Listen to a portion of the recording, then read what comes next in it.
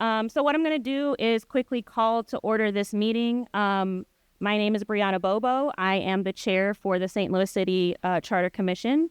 I am pleased to call this public hearing to order. And so what we're going to do is I'm going to call the roll in absence of our secretary who is out of town on business.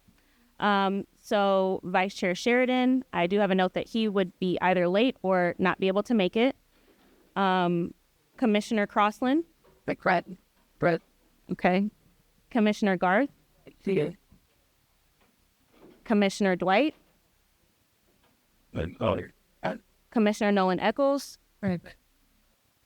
Commissioner Riley. Present. Commissioner Grant. Positive. Thank you. That concludes the roll. I will also call for our non-voting members as well. The Honorable Joseph Vollmer. Director Casey Milberg. Thank you. Director Christine Ingracia. Present. Thank you. Special Assistant Nadrick Tankins. Present. City Councilor Sheena Hamilton. Present. Director Sonia Gray. Thank you. And Mr. Jake Hummel. Okay, so that concludes the roll. And what I'm going to do now is go into the proposed charter amendments that we've agreed upon up to this point. I will say, there's a lot of moving parts that go into something of this magnitude. And so behind the scenes, what you all don't see is that the city councilor's office has been tremendously supportive of our entire commission throughout this entire journey. So I do want to take a moment just to extend a heartfelt gratitude towards them, to you, Councilor Sheena Hamilton, and to the entire office. And by extension, to those who also support from the City of St. Louis government, who have stepped in to support staff who have been there the entire length of the process. So just wanted to say thank you to those who have supported us in that way. What I'm going to do now is just jump into a slide deck that we've prepared, a few housekeeping items so that we're all on the same page. We did receive 7 or so speaker slips in advance of tonight's meeting, and then we received a few others at the door. And so what I'm going to do is call people's names after I finish the slide deck. So if you see something that piques your interest or that you have an opinion on, please hold your commentary until the end. The slide deck should take no more than 10 to 12 minutes, okay? All right. Yes, there are some seats in the front if anybody would like to sit.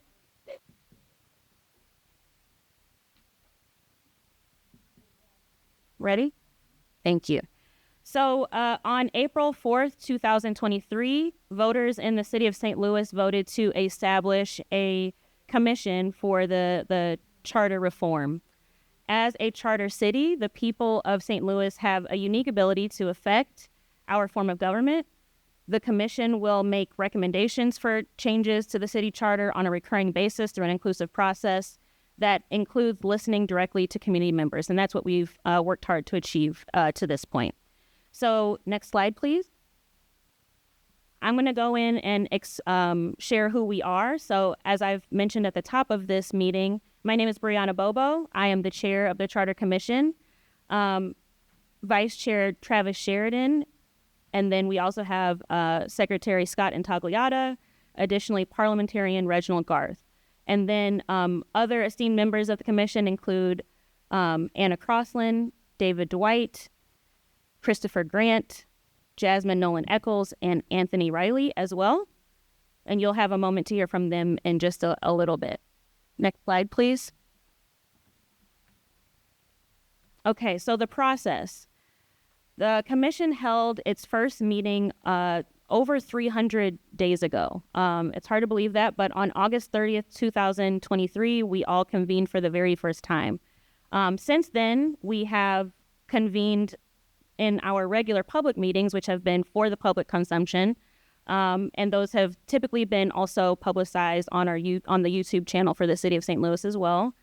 And so we've convened at this point up to 60 times. We also divided into working groups to help compartmentalize all the work that we had ahead of us.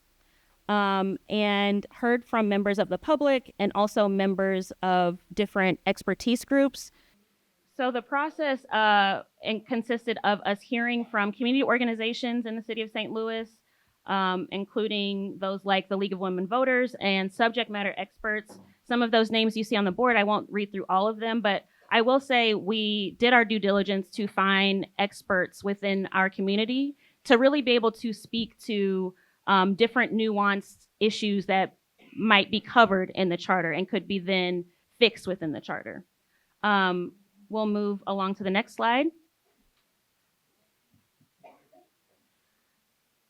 And the next slide, please. Okay, here we go. So the proposals. The commission held a special meeting on June 10th. During that meeting, we voted through 7 proposed amendments to the city charter for public comment at this public hearing that we are at currently. So next slide, please. So here are the titles or monikers of those different groups that we've come up with for the proposals. So you see on your screen there, ENA Heavy Reform, Standalone Public Advocate, Standalone Board of Aldermen, Enhanced Budgeting Authority, Department of Transportation, Increase of Mayoral Appointments, Revamp to City Voting, and Modernizing Charter Language. So with the next slide, what I'm going to do, again, is just give a very high-level overview of each of these. You should be able to review this information also in the meeting packets that were in the back. Hopefully there were enough to pass around. There wasn't, okay. So in terms of the ENA Heavy Reform, this should be able to cover some of the highlights. So abolish the Board of ENA, eliminate the Office of Comptroller and reassign the responsibilities to a newly created Director of Finance appointed by the mayor, alter the city's budget process, empowering the Board of Aldermen to increase or add items to that budget, and then create a brand new public advocate office. We can move to the next slide. So, and within the context of ENA Heavy, we did not choose to advance some pieces of it. And so there is a little bit of a distinction here. The newly created Public Advocate Office would serve a term of 4 years. They would receive complaints, investigate conflicts and other misconduct amongst or within from city officials and employees, and audit city departments on spending and legal compliance. Also, the office to house oversight boards such as the Civilian Oversight Board for police oversight and the detention facilities oversight as well. And then the final one is creating a supported legal department with subpoena power that is separate and independent from the city councilor's office. We will move on to the next slide. And then again, within that, another piece is empower the Board of Aldermen with authority to reduce or increase the amount of any item in the budget appropriation ordinance and to remove or insert new items without recommendation of the Board of Estimate and Apportionment. And so, again, some of the ENA language we wanted to uphold and others we did not move forward with. Next slide, please. For the Department of Transportation, we would have a newly created Department of Transportation, repealing and replacing certain sections of the charter. And the Department of Streets would then become the Department of Transportation and would have more authority and duties regarding streets, engineering, design, and development to that extent. Next slide, please. In terms of mayoral appointments, we would newly allow the mayor to directly appoint the police chief, fire chief, and personnel director, as well as identify other mayoral appointments that are also housed within the charter as well. Next slide, please. Thank you. And then revamp city voting. So what we heard multiple times throughout this process from members of the public is that voting obviously matters. Being an informed citizen, being able to reduce or remove barriers to voting is very important. And so that's what we aim to do with this proposal. So change the timing of general municipal elections, from April to November, increase notice requirements, expand permitted publications of election notices, lower the threshold for signatures on initiatives petitions, newly require approval voting for all county offices except the circuit attorney, and rename the Board of Aldermen to the City Council, which is in line with just current standards. Next slide, please. And then other enhancements, we just wanted to update the language of the charter. So there are some antiquated verbs that are used, nouns that are used. And so we would want to change the pronouns to titles or offices. So instead of he or she, it would just be the office of the mayor or the mayor's office. Update methods of advertisement, remove obsolete language that we no longer use anymore or is problematic in some way, reflect modern titles of offices and officers, and then finally provide for compensation to be set by ordinance. And then we also had items that we wanted the Board of Aldermen to really take a further look at. And so we have items for further study. And this is really housed in the idea of maybe some of these we didn't get enough support on from the commissioner, from the public, but we thought that it would still be prudent for the Board of Aldermen to look through these recommendations or at least do some further investigation on them. So some other things that we would like for the Board of Aldermen and potentially the mayor to review, change the method of selecting a president of the Board of Aldermen from popularly elected to them being able to decide that amongst themselves. Allow the mayor to remove the personnel director for just cause. Make changes to the civil. Again, these are not things that we moved forward, so they did not move forward. Thank you. So make changes to the civil service article of the charter, increase the allowable sum of purchases and leases made by the supply division without advertising, collective bargaining, and providing an exception to the representation of the city's councilor's office for any division of city government. So again, these are things that we would like for the Board of Aldermen to look into.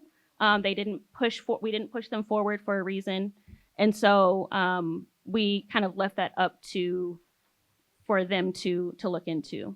And so at this point, what's really important is, obviously I've been speaking quite a bit, but I think it's important for us to pause now and hear from commissioners. And then what I'm going to do is allow time for those who have signed up for public comment to be able to give their public comment.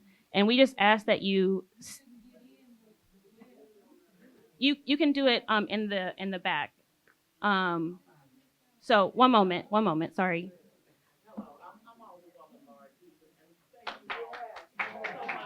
Yes, thank you for coming. Thank you. At the forefront of my mind is that I wish So- someone with your commission had reached out to me, at least, so we could find you a proper venue. Everybody should be able to be in this meeting and express how they're feeling. And this room is too small. It is. My dear friend, you has fallen down trying to get up in here.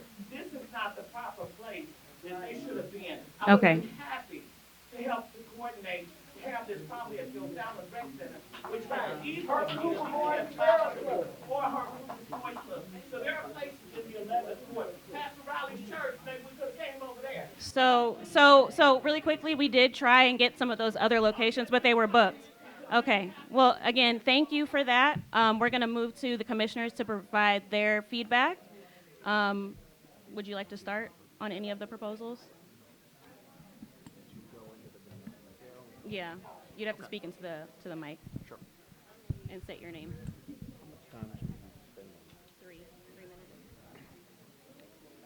Okay, my name is Chris Grant, and I have been asked to summarize in a little more detail what has been come to known as the heavy E&A reform proposal. That's was a name that is probably not the best description of the proposal, and perhaps I'd say a better provision or better title of the provision is a re-envisioning of the financial structure of the city and reconstituting and creating this position for the public advocate, which will be a more empowered watchdog for the city. So the heavy E&A reform, which should be in the packet, if you have a packet, combines, yeah.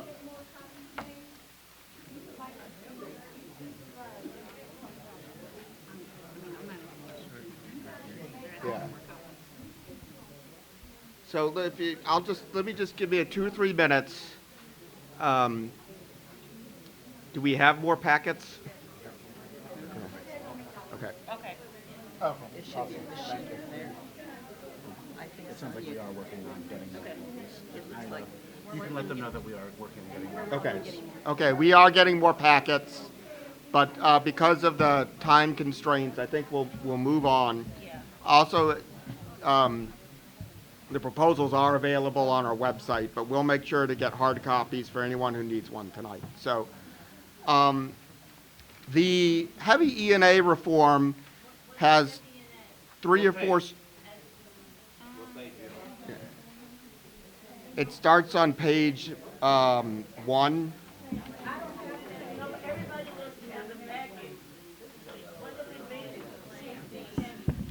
Explain it to where.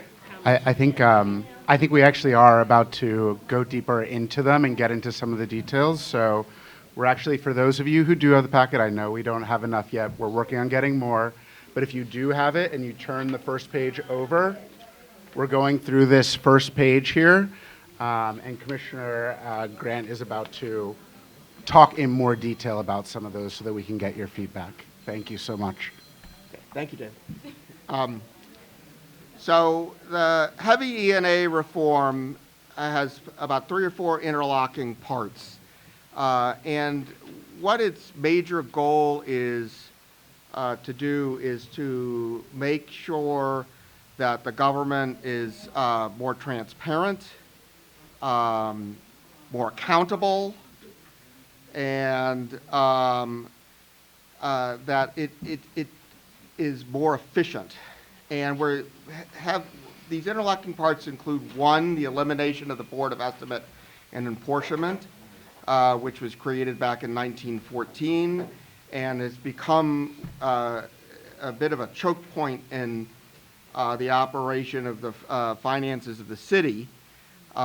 It would, 2, give the Board of Alderpersons more budgeting authority, and in fact, make it consistent with almost every other municipality in the United States, which would allow our elected officials, the alder people, to engage in budgeting that would allow them to not only decrease but also increase items in the budget to answer particular constituent needs. It would reconstitute the comptroller's office into a public advocate, which will serve both as like an ombudsman, a liaison with the public to help facilitate problems and difficulties in the provision of city services, and also serve as a independent financial watchdog for the city by giving up that office the power to audit both executive, legislative departments, as well as county offices in city government, to investigate complaints and to publish reports and findings about excess spending or fraud. It would also allow the public advocate to investigate issues about conflicts of interest. The public advocate would serve as a sunshine law custodian of records for the city. And as proposed, the public advocate would be able to staff and provide legal support to certain independent commissions and oversight boards of the city, and would also have subpoena power to be able to get access to city records to investigate problems. So those are the very sort of interlocking parts of that proposal, which we took a lot of information from the public on, that we heard from the New York City Public Advocate about the pros and cons of that office, and that was debated quite thoroughly.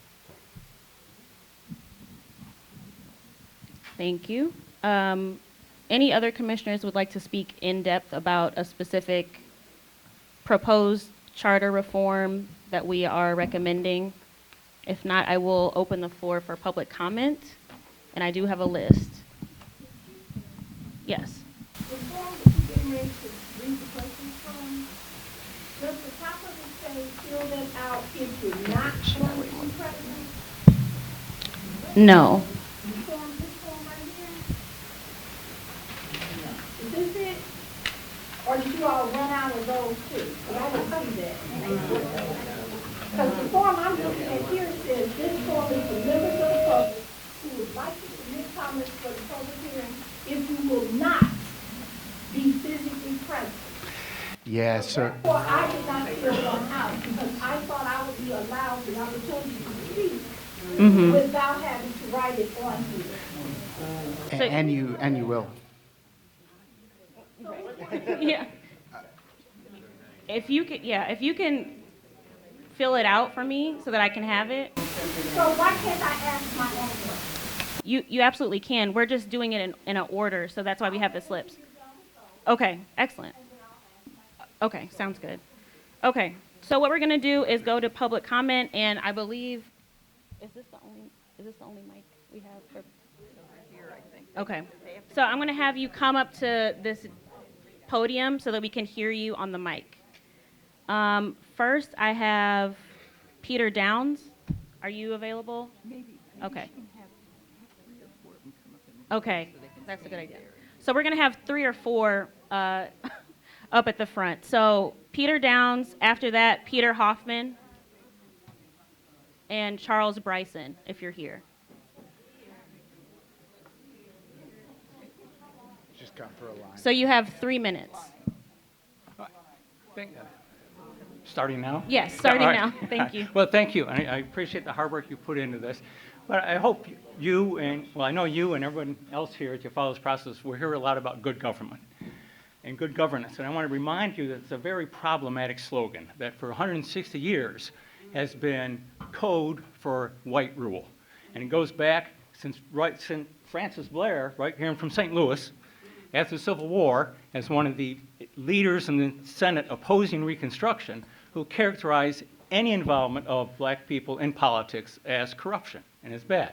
And it continues today, where we have racist billionaires and their hip pocket politicians in Missouri characterizing every effort to, for example, in government and corporations, they characterize every effort to find the best qualified person as, which is what diversity, equity, and inclusion is all about. They characterize that as corrupt if it means hiring someone who's not white.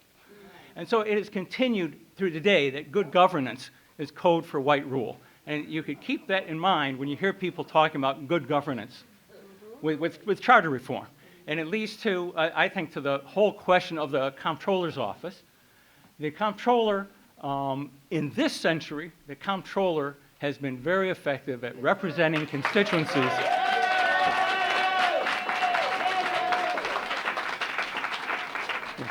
who would not otherwise be represented. And the Board of Estimate and Enforcement, you'll hear the good governance people saying, oh, it's inefficient, as if somehow convincing 2 people that a fiscal policy is good is somehow terrible instead of convincing 1.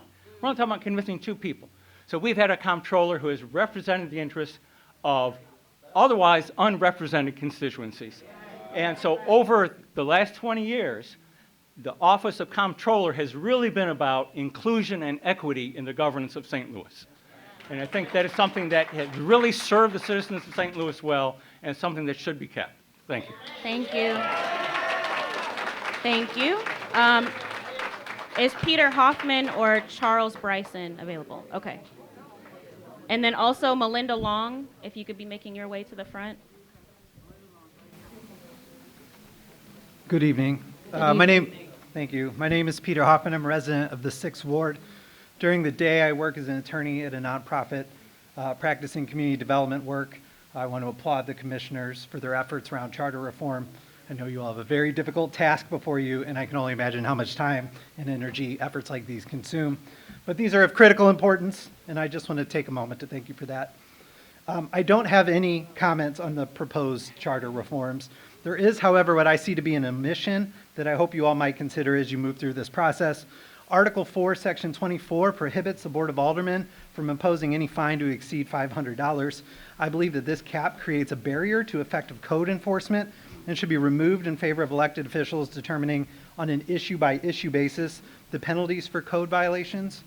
KMOV recently reported that 4 buildings situated in the historic Yeatman Square National Register District on the 1800 block of North Leffingwell were demolished without a permit by Northside Regeneration. These unlawful and unpermitted demolitions represent a loss of architectural history of the neighborhood. They also represent a loss of potential housing units in a time that the city is facing a critical shortage. Unlawful and unpermitted demolition are also dangerous to the public health and safety. This is just one extreme example of thousands taking place each day in neighborhoods across the city. Corporate owners openly violating the city's building ordinances from habitability to safety to occupancy to demolition. And while I know these increased fines alone don't solve these issues, a charter provision prohibiting the Board of Aldermen from increasing these amounts as needed sends a message to these scofflaws that our building code is not to be taken seriously, and thus they don't. The fine should meet the seriousness of the offense, and until the cap is lifted so that the Board of Aldermen can increase these sanctions on corporate scofflaws, these owners will continue to not take these issues seriously. So I ask that you all revisit Article 4, Section 24 specifically, and consider repealing that provision. Thank you. Thank you. So next we have Charles Bryce, Melinda Long. Sweet. Okay, Melinda Long here, resident of this O'Fallon area. I am quite concerned about what's happening here. I'm in agreement wholeheartedly with the first gentleman who came up and spoke. The residents here, we are not supportive of this commission at all. My first question to this committee here, who introduced this board bill in 2023? You stated that your commission was formulated through a board bill in 2023. Because that alderman, whoever he or she is, I implore each and every registered voter who is here to look at him or her and think about again when that individual comes up to re-vote again. The way the government, City Hall is managed now is managed fine. Darlene Green does an exceptional job. Her job is she does the checks and balances within City Hall. With any legitimate business, they have an accountant. Darlene Green is basically that. She makes sure when the money is distributed out that whoever is going to get it is making sure that they are compliant with the HUD guidelines. We can't just call Darlene Green and demand money and ask for money. She makes sure the checks and balances are there. A lot of residents here are not familiar with the fact that SLDC is a non-profit organization. So when the mayor says that the city of St. Louis gets $100 for development, it comes from HUD. But when 87 of those $100 is used to manage and pay for the employees at St. Louis Development Corporation, which pays for their salaries, their insurance, the rent, and everything, that $13 that's left is for the community development. But then after that $13, SLDC decides they're going to get 9 of those $13 to any area outside of the North St. Louis area. What you're doing is wrong. How you were formulated was wrong. And the fact that my current alderperson states that she did not know about this meeting, I find it hard to believe. Because her job, if she's doing her job correctly, she would know about you guys coming up, and she would have directed you guys early in the game to have a meeting at the YMCA. Now with that, like I said, so my question to you again, which I'm not getting an answer from, who introduced this board bill to formulate you guys in 2023? Please answer this question. Yeah. Hold it. No, ma'am. You're not. I'm sorry. Again. Stand up and say your name, that's all. Your name I'm She's asking, actually, I'm not asking anyone, hold tight, hold tight. I'm not asking anyone who's in the audience, I'm looking at you, the committee, this commissioner. Who introduced this board bill in 2023? yeah, she's actually. Okay, and then along with, now, okay, thank you for doing that, but at the same time, when the board bill is introduced, the board, the other remaining board of aldermen, the individuals, if they vote in favor of it. So now, you know what that means? Melinda Long is going to do her research to find out who voted in favor of this bill to get it on the ballot.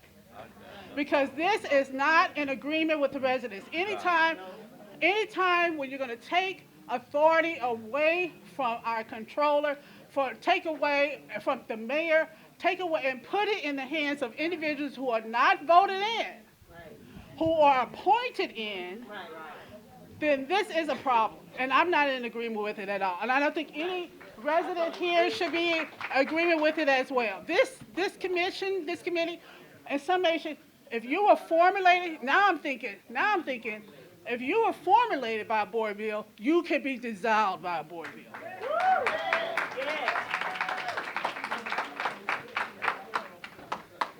I'd like to move on and say my name. No, I didn't say her name. I am the alderwoman of the 11th Ward. And I was the one who sent out the message for all of us to be here. So, again, and this is a common thing that happens with this particular resident, that she has no problem with trampling on what is true. Thank you so much for these comments. We do want to really continue with comments, but I just wanted to clear a couple things up. We really appreciate that you all are here, and your voice and hearing the residents and community members has really been vital to this.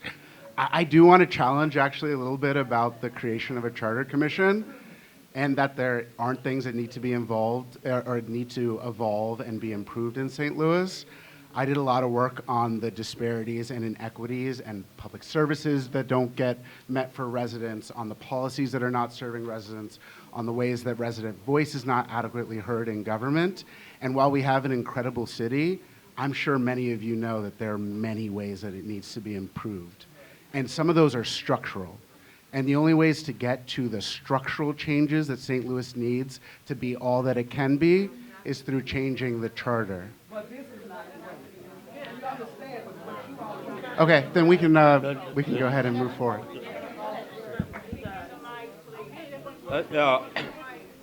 My name is Jay Ozier, and I'm a 70-year resident of the city of St. Louis. Frederick Douglass, a runaway slave, said, "What does the 4th of July mean to a slave?" He was talking about chattel slavery. But we're in this new Jim Crow. It's a way of depriving us of citizens of our democratic rights. This 30-page document, not even 1% of the citizens of St. Louis have seen it. The devil is in the details, as they say. The so-called charter amendment would abolish the comptroller's office and the board of E&A. This put fewer elected officials in the process of the government. By abolishing the comptroller's office and depriving us of the right to elect the president of the board of aldermen, we're stripping the voters of the right to elect our city leaders. We need more democracy, not less. These charter amendments further erode the people's faith in government. Less democracy means more tyrants. Establish a Department of Transportation to do what? And how much is that going to cost? One of the things that they say when passing the laws about the lotteries was that the money was going to go to the public schools, and that's a lie. It is making more money, and our schools are getting less money in real dollars. To have the city municipal elections to coincide with the federal and state elections will further eliminate the democratic process in St. Louis. Right now, St. Louis and across this country, we are in a historical battle for our democracy. To stop a wannabe dictator that believes that he's the only person that's right and that the people are his subjects. Stop this foolishness and concentrate on what is important to getting our people out to vote.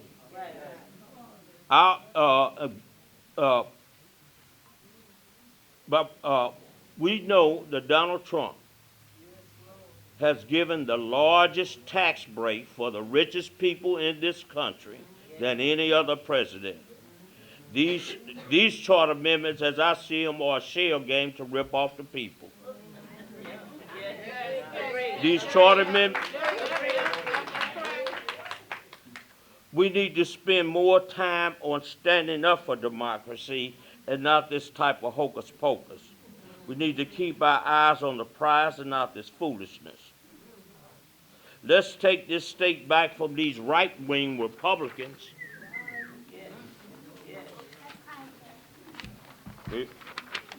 These right-wing Republicans, well, must have missed something. These right-wing Republicans, this commission needs to dissolve itself and to send in their resignations. The Board of Aldermen needs to reject this proposal as a ripoff and send the Board of Aldermen needs to reject this proposal. It's a ripoff for the people. Okay. C.J. Johnson. I have C.J. Johnson and Lou Moy. And then D. Clark, I just have under St. Louis firefighters. D. Clark. I don't have a first name. So if you could be making your way up to the front. Hey, President. Thank you. Good evening. Thank you all for whoever sent this out to allow us to be here. Thank you, because it was just maybe yesterday that we found out about this. I'm gonna make this real simple. How do you go from an elected everything, which is a democracy, as he said, to allowing the mayor to appoint the leaders? Her position wasn't appointed. The Board of Aldermen weren't appointed. So if you all do this, you will continue to be part of a system that is already broken and continuing to hurt our underserved black and brown areas. Abolishing the comptroller's elected office to make it an appointed office, that doesn't make sense. Taking the voice of our voters away. So as a young person coming up and trying to support the community and keep fighting, this isn't a good example to show us as far as a democracy. This is showing us that, okay, this man already up here trying to rule the world, trying to make our voices feel like they don't matter. We already feel, please excuse me, we already feel shitted on, and for this to come at us like this is a lot. We just asking that you all pay attention to this, and in the voice of my president of AFT Local 420, if it ain't broken, don't change. Okay. And then also, if we could have Gwendolyn Good evening. Cogshell also. My name is Lou Moy, and I'm President Emeritus of the St. Louis chapter of the Coalition of Black Trade Unionists. In fact, I'm a 50-year member, one of the founders. I'm also July the 15th, I will be the 60-year member of the United Automobile Workers Union. Thank you. I have spent my whole life fighting for social and racial and economic justice in St. Louis and across this country. In my fight for equality and justice in St. Louis, I learned early on that black political empowerment was one of the primary needs and concerns on the streets in North St. Louis. I became involved and helped elect the first black congressman in the state of Missouri. I supported and helped elect the first black comptroller, the first black mayor of St. Louis, and the first black president of the St. Louis Board of Aldermen. I supported all these efforts to increase black representatives to increase black political empowerment in the city of St. Louis. I'm here today to announce my opposition to the dilution of black political empowerment in St. Louis city government. Eliminating the board of E&A, where we have 2 black elected officials, the controller and the mayor, is a dilution of black political empowerment. Eliminating the controller position, where we have an African-American woman, Darlene Green, is also a step backwards for black political empowerment. For the record, I'm here in person announcing my opposition to the elimination of the Board of EA and to the elimination of our controller's office. Thank you. Thank you.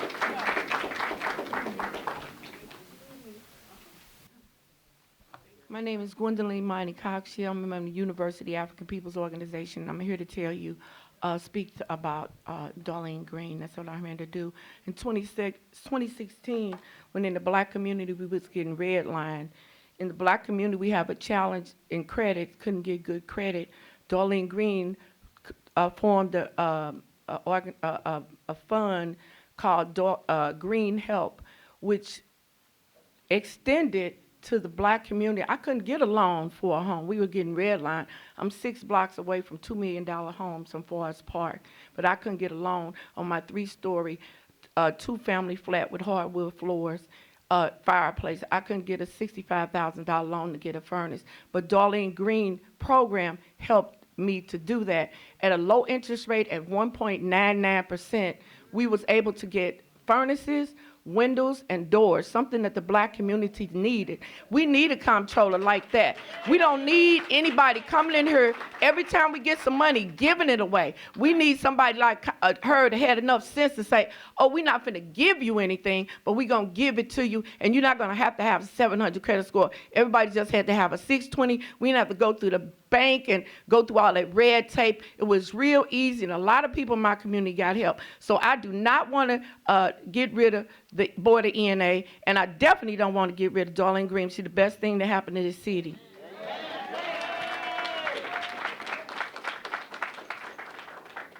David Rodriguez and D. Clark.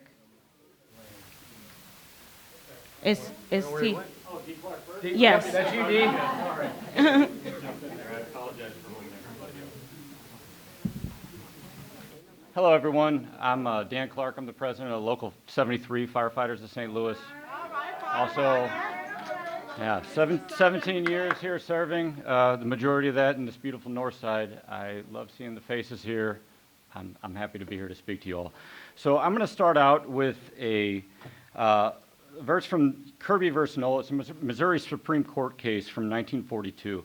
The Missouri Supreme Court has held that in order to eliminate political control and to establish a bona fide civil service, the new Article 18 of the city charter has made the office of the Director of Personnel powerful and independent in government, not proprietary matters. This is the very spirit of it. Right. Nobody wants a thumb on us, right? This goes in line with the police chief. It goes in line with the fire chief. What's trying to be done here is they're trying to politicize public safety, which is very dangerous for not only us who work for this city, but more importantly, us that live in the city. Let me give you a quick example of what we dealt with in our time here just a couple years ago. So when the Civil Service Commission conveniently changed its rules to allow the mayor to appoint an interim personnel director, she picked someone who did not possess a college or advanced degree in human resources or even a related field. They didn't have any work experience with the city's personnel department at all. I closely worked with the Department of Personnel as the union president, and in my experience during that time, the department was in a complete state of chaos under their leadership. Do you think this is going to be any different with a police chief or a fire chief? My brothers and sisters from Local 420 made a great statement. If it's not broke, don't fix it. I'm going to stop with a quote from Dr. Martin Luther King, because I'm also very concerned that the collective bargaining didn't make it here for us hardworking city employees. The labor movement was the principal force that transformed misery and despair into hope and progress. Let's transform it. Thank you. Thank you.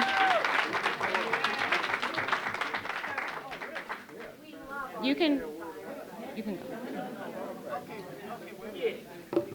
Well, good evening. I wish I'd have won first now. My name's David Rodriguez. I'm the Secretary Treasurer for Local 73, St. Louis Firefighters. I'm a St. Louis City firefighter, but above all of that, I'm a St. Louis City resident. And I have been since, well, I was born in the city. We moved out, and then I came back to the city so I could work here. And I'm still here, even though I have the option to move. So I'm staying here with my family. I served this neighborhood specifically for the last 14 years, and then Northside in general for 15 overall. But I'm here speaking just kind of about public safety in general. I'm going to echo some of the things that Dan said, but in short, we shouldn't be here to politicize public safety. My concerns lie with the ability for the mayor to appoint and to even remove the department heads, the police chief, the fire chief. And, as a resident, I see this as a way to handcuff our department leaders, our police chief, our fire chiefs, to the political ideology of whomever the mayor is, whether it's no matter the mayor, whoever that is at the time, and that's scary for me. And as a firefighter, one of my concerns is that the person that's put in charge of our department, the person that writes the policies, the procedures, the person that makes purchasing decisions about the equipment that I use, that decides about the policies and procedures about whether or not I enter into a burning building and how that's going to be handled, life and death might be appointed because they supported a mayoral candidate. Thank you. Or favoritism, but Thank you for your comment. Reverend Darrell Gray, and then Benjamin Singer. Also, Stuart Ollie, if you can start making your way up here as well. Ollie Stewart, sorry. Good evening, everyone. Good evening. Good evening. First of all, let me say, this is not, I'll wait. First of all, I wanted to be clear, this is not my first time speaking to the commission. There's probably only been a handful of African-American residents since the beginning of this commission being formed that has actually made presentation to this commission. Most of the commission meetings, all of the commission meetings, with the exception of this one, has been either in City Hall or the south side of town. And so I say to this commission, with all due respect, when you say it's time to hear from you, it's way past time. You should have come here a long time ago. I've sat in your commission meetings on the south side of town where basically nobody, you can lay down on the seats. Here you got standing room only. Somebody thought that this community didn't care. Somebody thought that this community did not have questions. Somebody thought that this community didn't understand that we can come up with solutions too. As I look at all of these 7 recommendations, all of them directed by white commissioners. All of them. Now, listen, Grant, first of all, the 7 that are here now, I just read through them. It all says directed by. Now, I can read. Now, I'm not saying that other commissioners did not give input. I didn't say that. I said directed by, which is what this says, directed by. It says done by the staff, directed by so-and-so. That's what it says. Now, if that's not what it means, you should have wrote something else. I want to make sure that I'm clear. I represent the St. Louis Clergy Coalition and the Baptist Ministers Union. So I'm not here just representing myself. And I pastor Greater Fairfax Missionary Baptist Church. I have a huge amount of respect for many members of this commission. I'm not going to lie, not all of you, but many of you, because I know your work. I know what you've done, but I've also witnessed this process from day one. I've been in your meetings. I've seen how you disrespected each other. I've watched. I know a lot that a lot of folk don't know. I've seen it. I understand that out of many of the public comments and recommendations, how many made it to the final product? And the commissioners can speak to that, not me. But you tell us, how many of those have made it? I want to be clear. You underestimated this community. I agree with the inclusive language, but you weren't inclusive in this process. I think that when we look at all of this, I have no doubt. I know Annie Rice. I know her personally. I think that her intent was pure. I think that we do need a charter review. We do need it. But okay, listen, I'm talking right now. If you want to talk, you come up here. Not you. She knows. Don't do that. Not while I'm talking. That's disrespectful to me. Respect it. You got the mic. That's disrespectful to me, and I'm not going to let you disrespect me.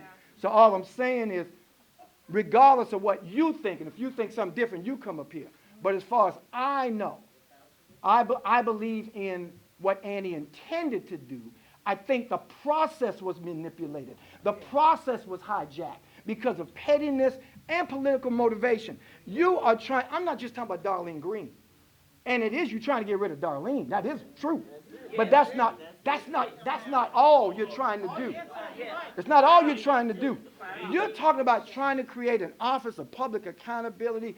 This person's citywide election. Who the heck do you think will put that person in? So, correct. And so it's a push to exclude black leadership. It's a push to increase white leadership. That's what this is all about, y'all. Even when you talk about the board of all the persons and the president being selected from within versus citywide, right now, you got a president. I like Megan. Megan good people.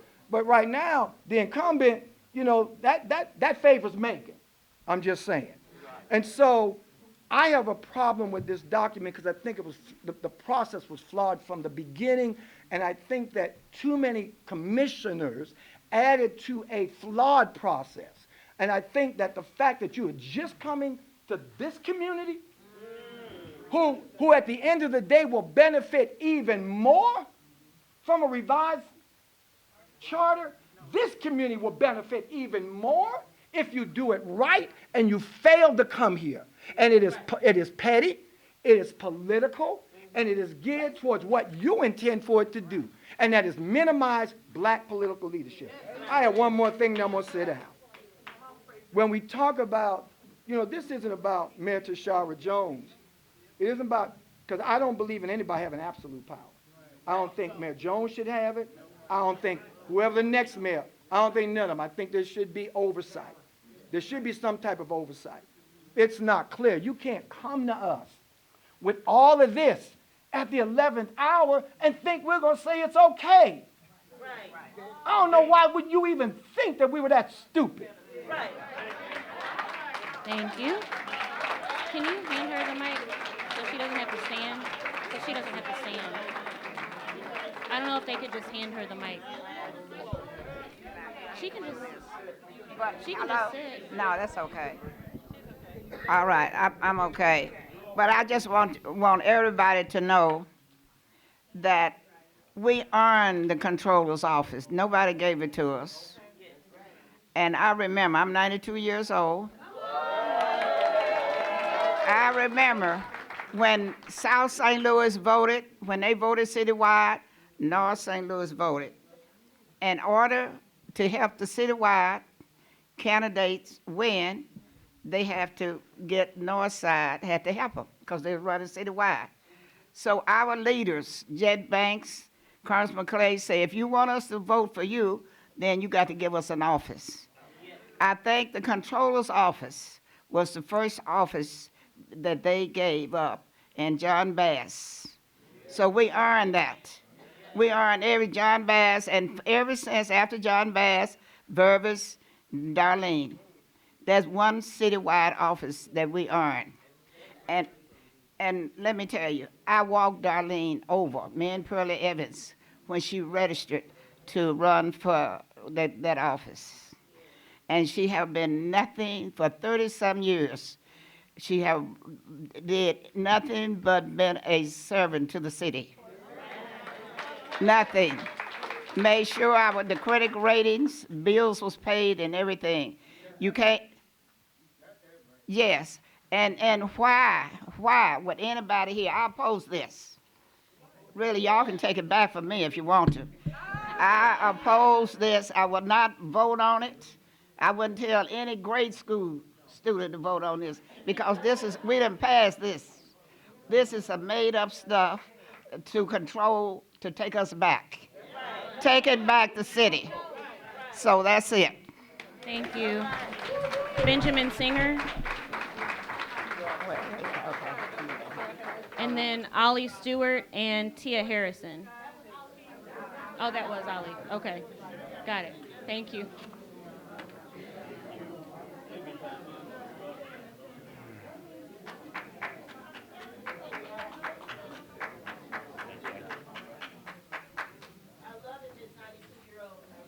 Yeah, thank you.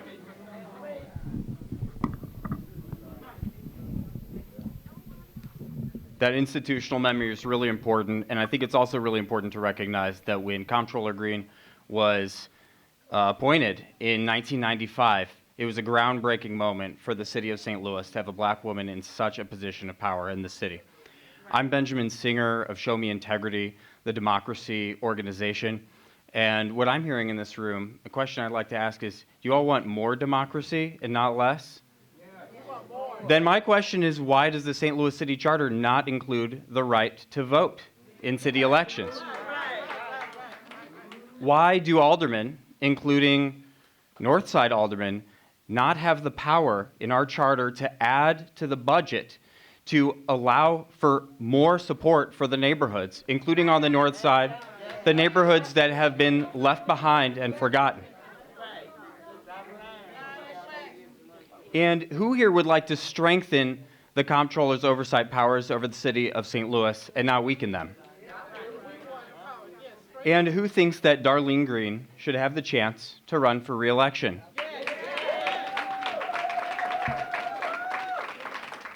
Year after year, in spite of many capable elected officials, including those currently in office, the city faces the same challenges. The simple problem is our city government is not built for action.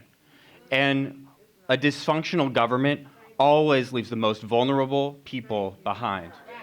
Something has to change.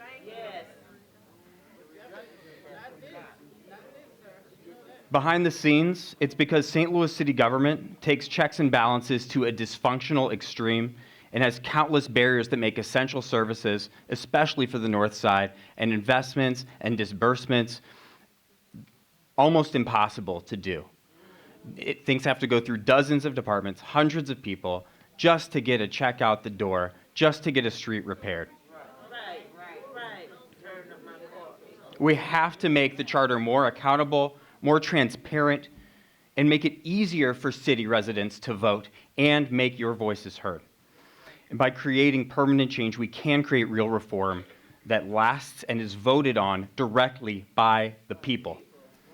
So at Show Me Integrity, we've created a booklet with information and context about the public input that's been shared, including on Zoom through many meetings with this charter, some of which are not in the current reforms proposed by the charter, including strengthening the right to vote.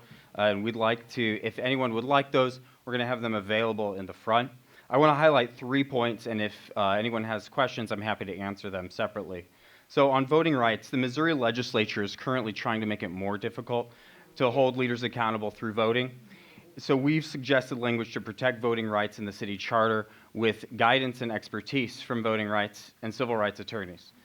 So I will provide a copy of that to the Charter Commission now.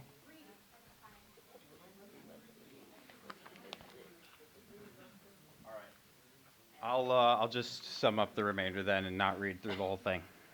So you have that available. We also support the major structural change because the status quo is leaving too many people behind. We strongly support the recommendation to add more power to the comptroller's office to audit city government. the role, whether you call it a comptroller, you call it an auditor, you call it a public advocate, whatever it is, city government needs more oversight. We need to make sure that the city is spending money appropriately and is accountable to every community. This is a necessary new addition to the government structure. It would carry over the current auditing powers of the comptroller, but strengthen them and add more oversight power. This is the public voice in city government, and why would anyone oppose more oversight and transparency? This role would have more subpoena power and access to completely independent legal counsel to keep government in check and watch for corruption, something that is not currently in the comptroller's power. That would be a new power. Also, collecting public input and facilitating resident-led boards and commissions. The comptroller's current duties don't allow this level of power. This is more power that can be given to this office. If we want to protect against embezzlement, who better than the comptroller to do the auditing and serve as a watchdog for city government? So the point of this change isn't to get rid of the watchdog's power. It's to make sure the watchdog is truly independent, there are no conflicts of interest, and the person who's keeping the books and giving out the money is different from the person who's doing the auditing. Those should be separate functions. You can't audit yourself. So if we believe in checks and balances, that means that the transparency from the public advocate can be an oversight over the rest of the government. This is more power than the comptroller currently has. And Darlene Green should have the opportunity to run for election for this office.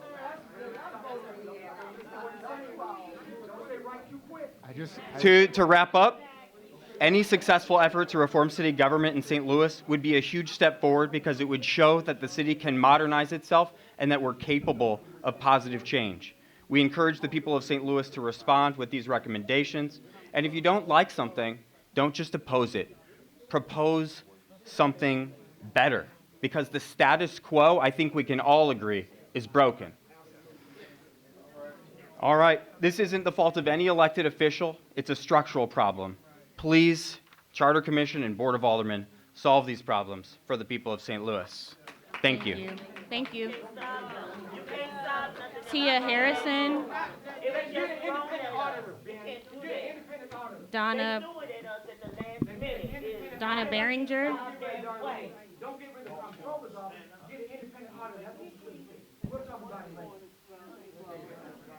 Good evening. My name is Tia Harrison, and I recently relocated to St. Louis. I stand in opposition of the elimination of the Office of Comptroller and the abolishment of the Board of Estimate and Apportionment. It's just wrong. Thank you. Thank you. Annie Rice, Yolanda Brown, and Jared Boyd, if you could be making your way to the podium.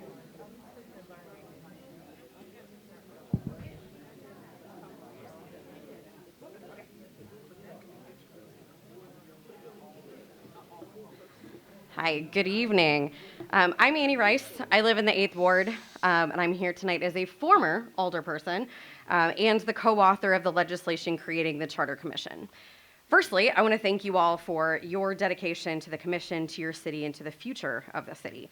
It is no small feat to undertake something this big, and you all have worked incredibly hard. Secondly, I want to talk about, secondly, I want to thank you all for being here because this is a vital part of the process as well, as it was designed to have full and robust public conversation and public input in the process. Secondly, I want to talk about the intent of the commission. So I have stayed out of the process.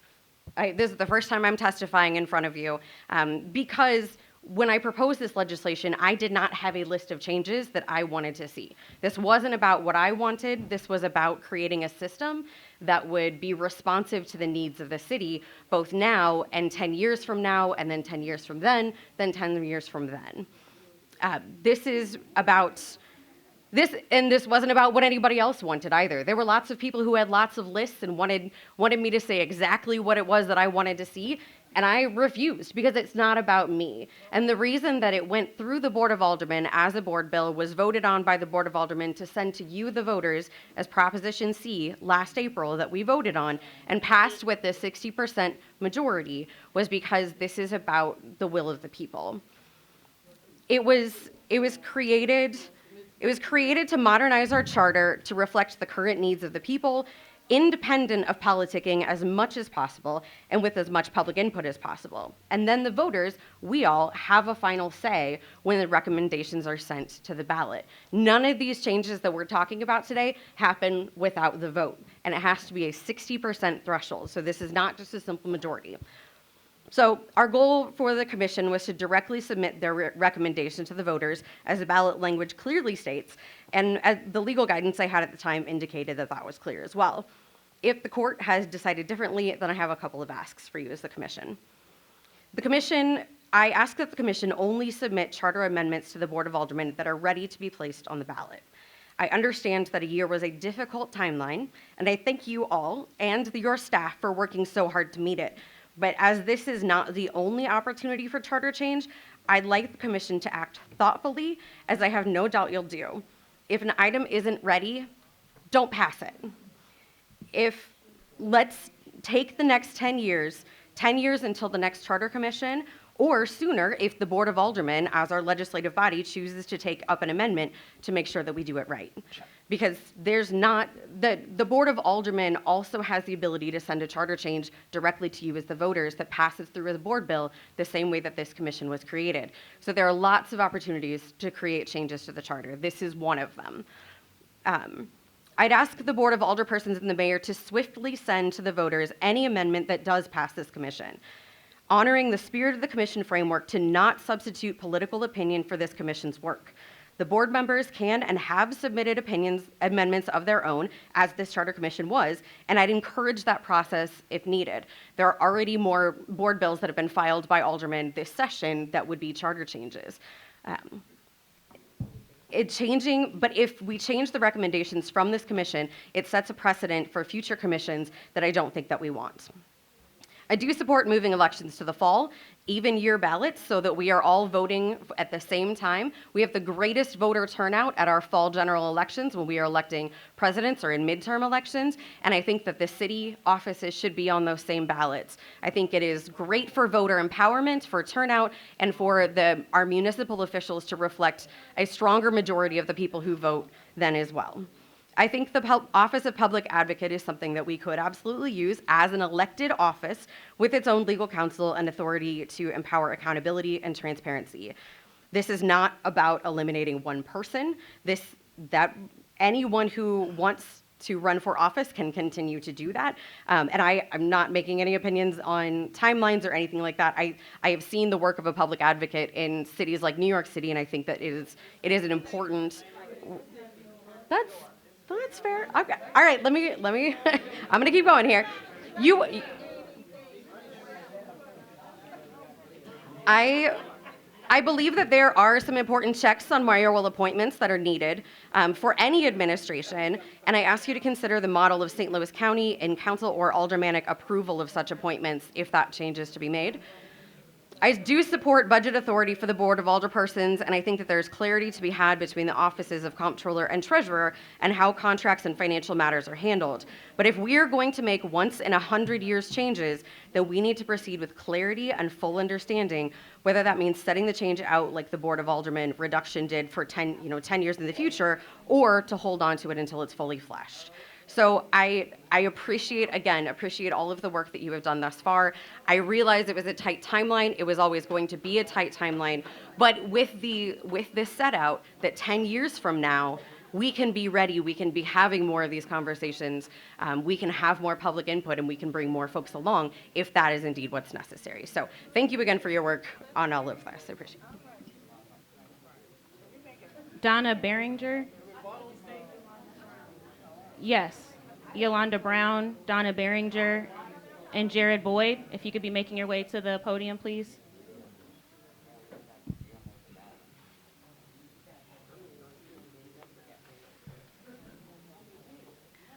The first thing I want to say is I am 100% opposed to getting rid of the comptroller's office. To me, this feels like another opportunity whenever black people get in control of anything or close to being in control of anything, you move the goalpost. That is exactly what I feel is happening. I have watched numerous meetings with the ENA and the current mayor, and I'm not attacking the mayor, I'm just saying these are the meetings I've watched when she was treasurer. And I saw how there was so much, I guess, because certain people were not getting their way, they were frustrated. And so this looks like I'm not going to let anyone stop me from getting what I want now. I'm just going to get rid of that position. We need someone there to protect the city's money. Darlene Green has done an excellent job. And as far as I've watched this current Board of Aldermen, very dysfunctional.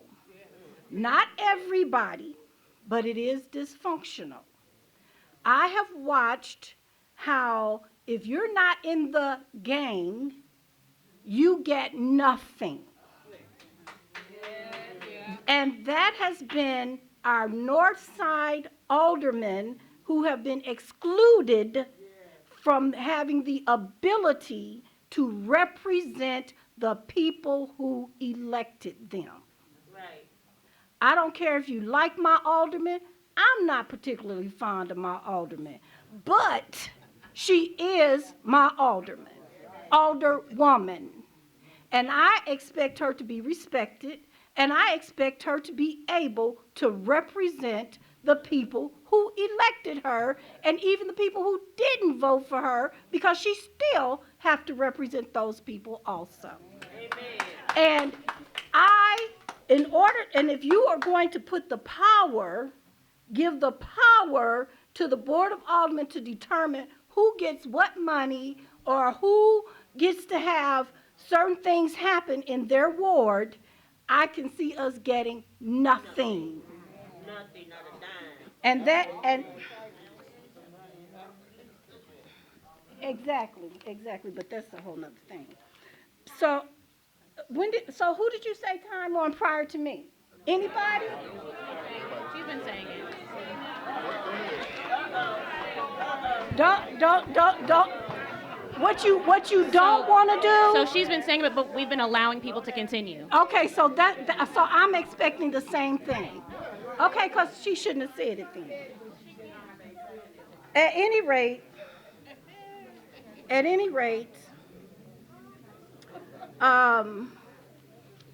so I heard Reverend Grace say that you all have had other meetings, and it is to my understanding, and perhaps I'm incorrect, and you can correct me if I am wrong, this is the first meeting you've had here in North Side? So I want to know, first of all, when are we going to have another meeting? When are we going to have another opportunity? Because we are voters, we are citizens, and we deserve the right to have as many meetings and express our opinions as many times as other people have had.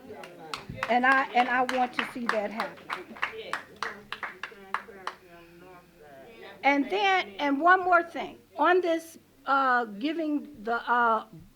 taking away the comptroller position, it is my understanding that meetings about the finances will be closed door meetings at that point. How do you exclude me from how you spend my money? I'm not here for that. And I don't think anybody, well, I read it. Okay, I just want to make sure. So to ask us to vote for something that will allow the people or the board president or the whoever this other person is that's supposed to run everything to spend my money and I don't get to tell you yay or nay, or at least know about it and decide if I like it or don't like it, and if I don't like it, have an opportunity to get rid of you, that's a no-go. And I really would appreciate if you would, reconsider this, because I do believe that you can tell that it is not something that we want, and our opinion should have been taken into consideration prior to today. Amen. Thank you. Yeah, the right word is to table it. Right. Table it. Table it. Put it Jared. aside. That's the right word for it. Good evening. My name is Jared Boyd, and I have the pleasure of serving as Chief of Staff to Mayor Tashara Jones. And to the commissioners, to city staff, thank you for your time. And the mayor's office will weigh in a more thoughtful way, but Mayor Jones sent me here today just to deliver a clear communication to the commission and the community that she stands with Comptroller Darlene Green. She has worked with her for several years to protect the city's financial standing, and she does not support getting rid of the comptroller's office or estimate and apportionment. So the mayor wanted to send me here today to clarify that to the community, that she does not support getting rid of the comptroller's office or E&A. We get a chance to work with Comptroller Green on a day-in, day-out basis and see the ways that she has helped the city that may not be obvious to everyone, but she wanted me to come here and convey that message to you tonight. So thank you, Commission, and I'll reserve my time for the rest of the citizens to hear their voice, have their voices heard. Thank you. I can't reach this. Uh-oh. I'm vertically challenged. I apologize. Good evening. My name is Donna Behringer, and I am the 82nd District State Rep in the City of St. Louis. Prior to that, I was an alderman in the City of St. Louis from 2003 till the end of December of 2016. And the reason I wanted to come here is I didn't know there were other meetings. And the reason I want to tell you all that is because we're in Jeff City January through May, Monday through Thursday. I live in Jefferson City. This is the first meeting I've been able to attend. And so I wanted to make sure everyone knew that. But when I read the newspaper and I saw, and I feel for you all. I do. I feel for you. This is not easy work.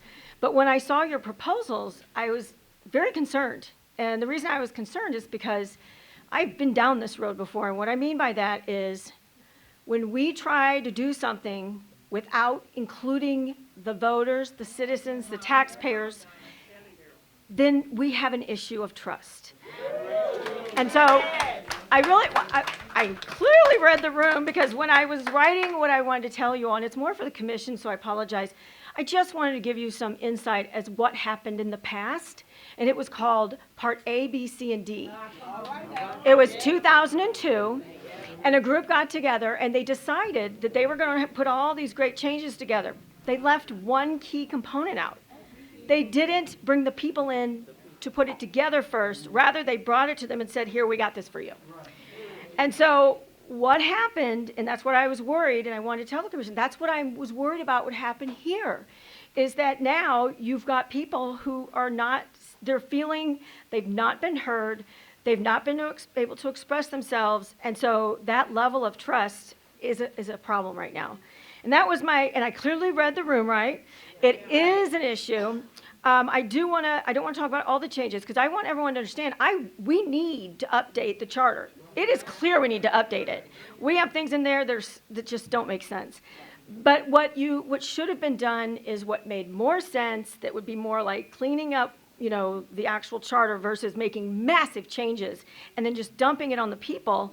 And that's going to be a problem. So I just want to make sure, I don't want to read all this, but I just want to make sure I made one other thing to you all, is that the Board of Estimate and Apportionment is basically the way we do the checks and balances for the spending of the money in the city of St. Louis. And if you're going to change it, you're going to have the people on board with it. That's all there is to it. And the last thing I want to talk about is I believe in government modernization. I think it can be beneficial. I want us very much to grow as a city. So I do want us to pay attention to, like, Kansas City's growing really fast on us. And I was ready, what I'm about to say is probably doesn't need to be said because I had written it down and I said, do not leave out the most important part of this process, which is outreach to our citizens, our taxpayers, and our residents. That's all I have to say. Thank you. Thank you. Thank you, thank you. Again, I'm Alderwoman Laura Keys, and the commission, I want to thank you all for whatever work you've done.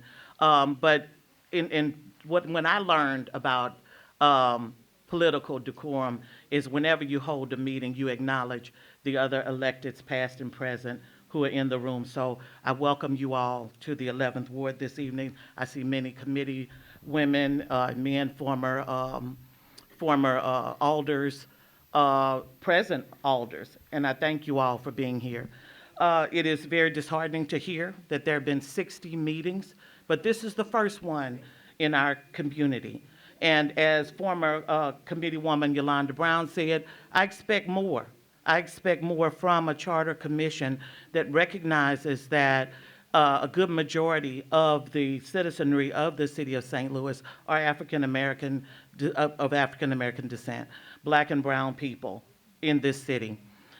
Additionally, I want to share with you just a little story that I experienced when I first, in fact, this happened on the day that I was sworn in as a committee woman. Former Alderman Jesse Todd was speaking on the floor. Yes, give him a round of applause. He served us very well as a committee man and then as an alderman. Jesse Todd on the floor that day said, there is a plan in place. Now, this is almost 15 years ago. There's a plan in place to get rid of black representation in the city of St. Louis. It's happening. It's happening. Everything that he said that day, I'm like, oh my God. They sold us on reducing the Board of Aldermen. Gonna save some money. I've never seen such a heavy, top-heavy administration. And as former committee woman Yolanda Brown said, if you're not part of the clique, there's a supermajority downtown. It's no secret. All you gotta do is look at any of the YouTube videos. North City, and I'm gonna call North City the 11th, 12th, and 13th ward. No disrespect, Shamim, I got you, but yours is kind of split. Downtown, did I say 14? I'm sorry, let me get that 14 in there. 14. But still, the representation is through mostly, for the majority, those are black women. Working together, working hard to do everything that we can to try to uplift this side of the city. And to hear that 60 meetings, how important are we really to the commission? How important is North St. Louis, really? You know, and so I urge you, first of all, Darlene ain't going nowhere. Okay? The comptroller, this is our girl, and I'm too happy to hear that our mayor is not on board with this, and I'm praying that this will be consistent throughout every neighborhood that you go into. I urge you all, you behind 59 meetings on us. So let's get that started. I'm happy to host you here in the 11th Ward. Tell me when and where I'll work with whatever institutions that we have in order to bring enough room for people to comfortably be here. It's disrespectful to have a meeting where we're crammed in here and not even enough pieces of literature for everyone to have it. So you weren't really prepared. That's what it says to me. Right, and please don't take, I've met most of you, like Reverend Gray said, you know, this is not personal. This is about my people that I represent. And the other alders and the other committee people who are here in this room, this is about the people that we serve, okay? Go above and beyond to serve. We can't let you just come in and do us any kind of way.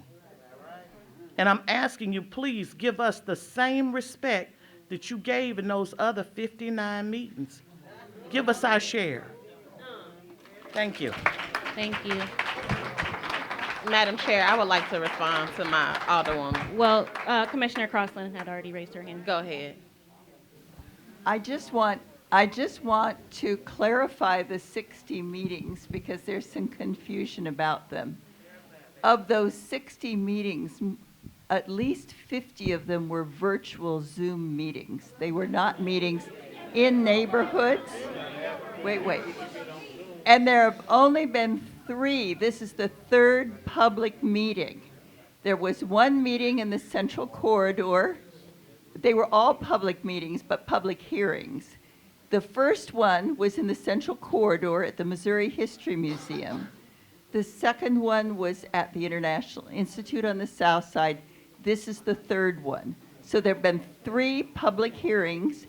There have been about 8 meetings of the entire commission at the Kennedy Room at City Hall that were televised on TV 10, and then the rest were Zoomed. So just for clarification. Was it open to the public when you did it? Yes, Everything was open. This is the best time because I work. And I get people on the computer looking and commenting when I'm working. I really think you're not doing us right. Y'all moved where we vote at, y'all have moved there. I got all elderly on my street and they can't even get to those. I need to speak That before wasn't- We're not in charge That of wasn't the that. commission. We're not in charge of that. Okay, they don't have nothing to do with that. Do you want, Excuse do me. you want me to speak before the person? No, go ahead. I'm yielding. I had 50 Zoom meetings. A lot of our people are not even, or know how to even operate.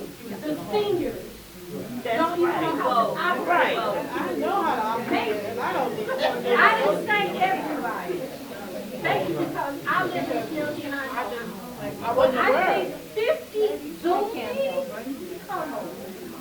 I think you could have done better. Maybe you could have had 50 in-person meetings and 10 Zoom meetings. So let me respond to, if you all can give me a second, I want to respond to my Alderwoman. My name is Dr. Jasmine Nolan Eccles, and this is my ward. I am 3rd generation here, and I have been fighting for North St. Louis in this process, in most cases by myself, in which I have been treated a way. If you followed this process or you've read the articles or you've read the things, you have clearly been made aware of what has happened in this process related to my fight, related to people that look like me that live where I have lived my entire life, not moving here, born here.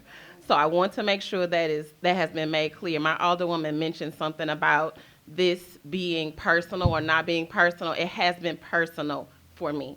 And it is personal for me because when I take these recommendations to my grandmother, she is opposed to them. She does not want me to participate in certain things with certain people because of how it is that we are treated when we are in leadership in the city of St. Louis. So I wanted to be clear that it has been personal for me.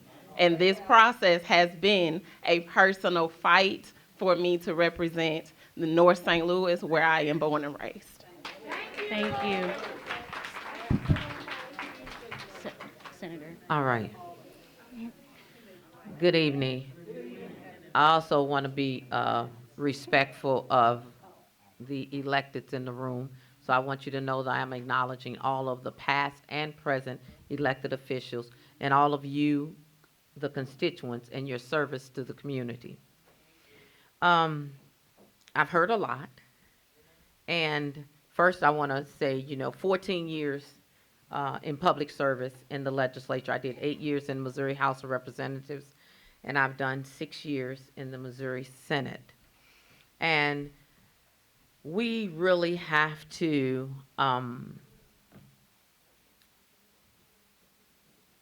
get more organized when it comes to our city government and what it represents.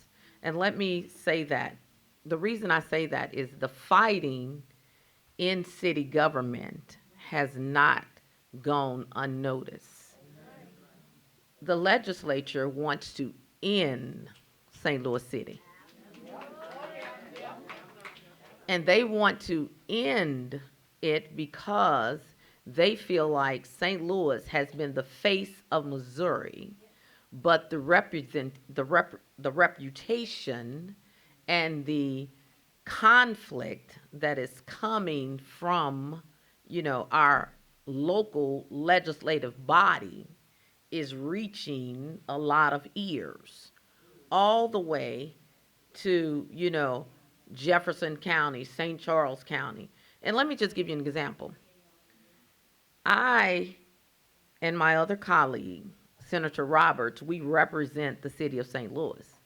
And every legislative session, most of our time is standing there fighting against attacks on the city of St. Louis.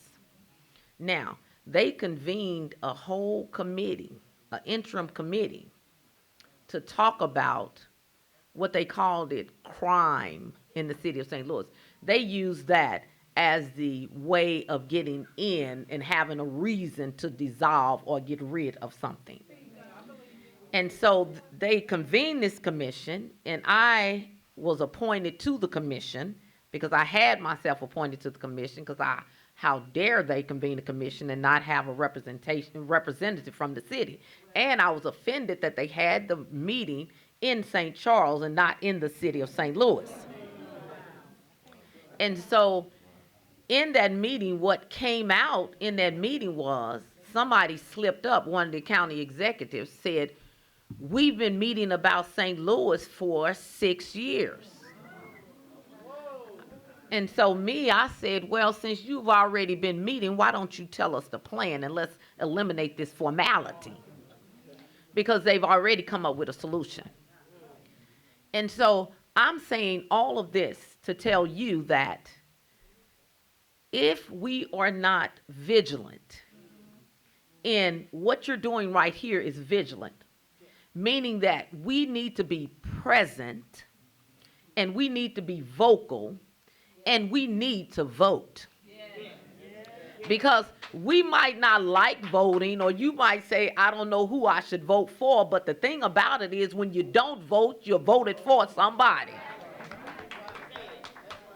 And resources are directed based on your vote, whether you know it or not. And if you're paying taxes, why not follow your money and participate and have a voice about your money? Because the money, the highest money comes from St. Louis and Kansas City. We are the economic engines for the entire state. So it's important for us, how are you going to be ruled by the outstate because we have less participation? We don't have a voter registration problem. We got 6 million, almost approximately 6 million people in the state of Missouri. We got over 4 million registered to vote. We just have a participation problem. And so we need to encourage everybody that we know, because we know a lot of people, because I don't be on Facebook that much, but I be on there to know that these people got a lot of people they talk to. And we need to be encouraging people to vote. I want to stand to say I am emphatically opposed to eliminating the checks and balances that I see in government, and that's E&A. And I'm opposed to eliminating the comptroller's position because I was going through the package, but I don't think you put in descriptions of the new stuff, but you did not say why you came to that decision. So if you would have put in why you came to that decision, it will help people understand how you arrived at where you arrived at, because we can't get on board with it if I don't know how you arrived there. Right. And so that will help us. So when you're deliberating to do it again or to, have further meetings, I would put that out there, how we arrived here and why does it make sense for the city. See, that will help me understand, the path and the direction that you're trying to take the city in. And I think it would help others understand, because everybody couldn't have been in every deliberation that you had. So giving us that information would be just helpful. So I am opposed to eliminating the comptroller's office and the Board of Estimate and Apportionment, if I said that right. Don't quote me on it. And so I just want you to know, and then your voice is they tried to eliminate your voice. Let me tell you now, the initiative petition process is the only process where ordinary people, listen, we work for you. Elected people work for the voters. And so they tried to eliminate your ability to petition or change the law in your own government. And that is wrong. And that means that you would have no longer had really any power over the people that you elected. Because when we don't do our job, you have a responsibility to do the other thing, do the initiative petition or vote us out. So we had to stand for 51 hours. I want y'all to know that was all night, overnight. And because of the infighting, we won. We won. And so that means that your rights for initiative petition is still intact. But what they tried to do was say that if it didn't pass by 80% of the vote in 114 counties, it couldn't be done. How many people know that nothing pass by 80% of the vote? Nobody but me. I get elected by at least 79%. But I'm just giving you an idea of what's happening and how you got to stay vigilant. And so I just wanted to come up here and say that. And I think that offering us a reason why will help us. And thank you for listening.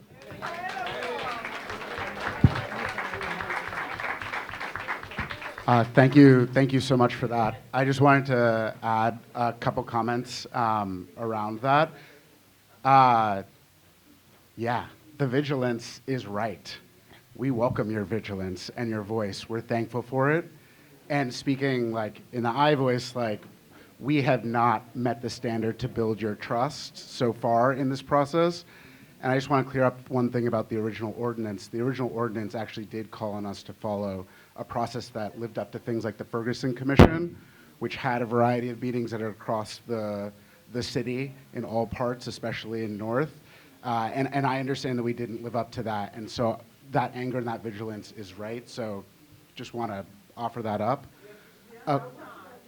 And we still have time, so that's something else to just let you all know. The original ordinance said you all can't put anything on the ballot before you submit it to the people.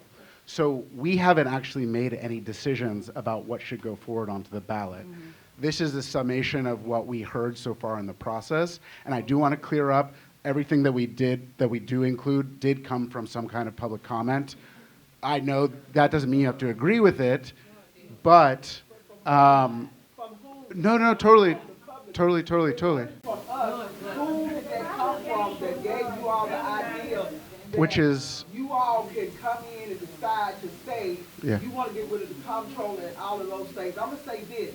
All of you black people up here, I say black people up here on this panel, shame on you all if you all voted to get rid of the comptroller and anything else with all the different things in the charter that you need to look at that you can eliminate. You all sit here and think we are stupid and dumb enough to believe that you all have the best interest of us in North St. Louis. Shame on all of you all that participated in it. Thanks for that comment. I'm like, just to clarify one thing about that amendment, it wasn't to get rid of the comptroller office. It's still an elected office that Darlene Green would still be in, called the public advocate, that's meant to strengthen the oversight of the office. And so it's totally fine to disagree.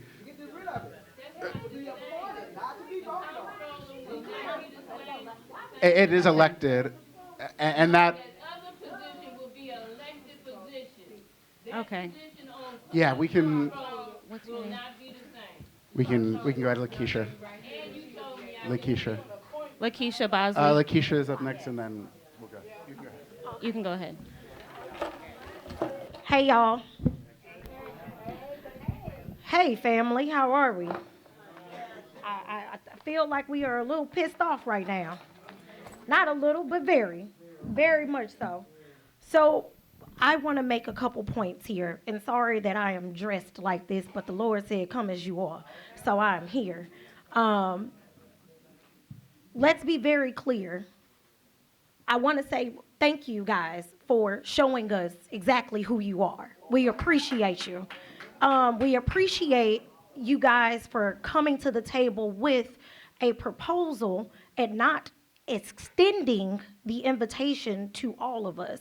I know that you said, Commissioner, that you had the 80 so or 60 so Zooms, 50 of them were on Zoom.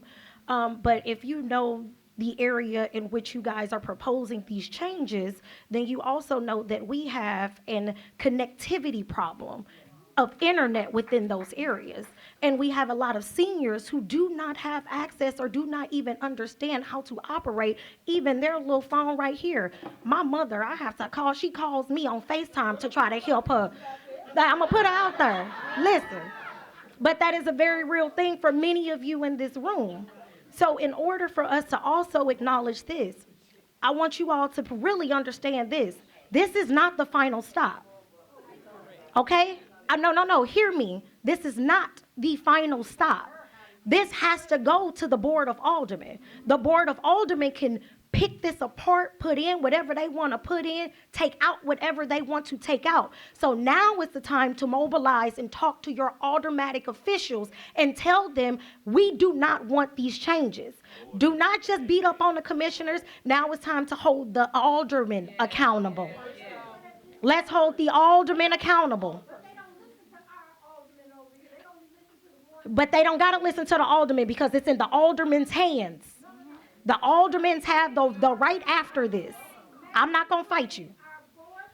Our president of the Board of Aldermen, she segregates the alder people. I don't disagree with you. On the north side, so they will take our voices, what we just said, to those meetings, and it still will not mean anything because she does not respect our alder. So do you know what we do with that? Do you know what we do with that? Vote her out. She got to go if that's how you feel, Queen. But I just wanted to come up here and say my piece if I could. I'm not a commissioner. I'm just an elected official or a state representative on the 79th. Just let me finish. I appreciate you. So in doing so, this is the reason, commissioners, this is the reason why we have a voting issue and a trust issue in the city because of situations just like this. You want to know why we have low voter turnout? This is why. We do not feel like we are a part of the process. And not being a part of the process will ultimately turn us off from the process. And as a 31-year-old woman, I am telling you right now, I have to talk to my young people every day and tell them it does work. Voting does work. It does work. So in order for you all to be up here and be advocates and say that you want to make proposals based on what the city and what we want to represent in the northern half of this city where we have been excluded from everything. Our trash doesn't get picked up. It is overflowed. Our streets have potholes all up and down Grand and Natural Bridge. You want to do one area, do them both. But in order for us to accept anything like this, to the senator's point, you need to make sure you give us a description and an understanding of why you have put something like this together and presented such a lame, I'm just going to say lame proposal to us. It is a lame proposal because it is dead in the water. Thank you.